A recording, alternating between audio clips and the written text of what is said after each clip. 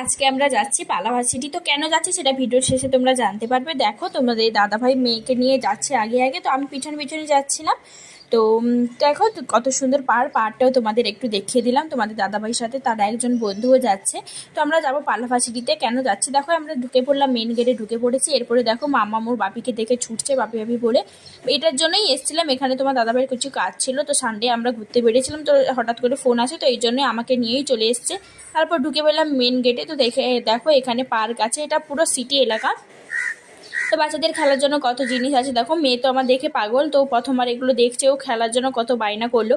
তো উঠে ওকে ভয়ও পাচ্ছিলো ভীষণ, তোকে হাত ধরে নামিয়ে দিলাম, ও স্লিপ করছিল। তো তারপর দেখো আবারও উঠছে, বারবার উঠতে চাইছিল। তো তারপর ঘুরতে ঘুরতে সন্ধে হয়ে গেছে। তারপর দেখো রাতের মুম্বাই সিটিটা দেখো।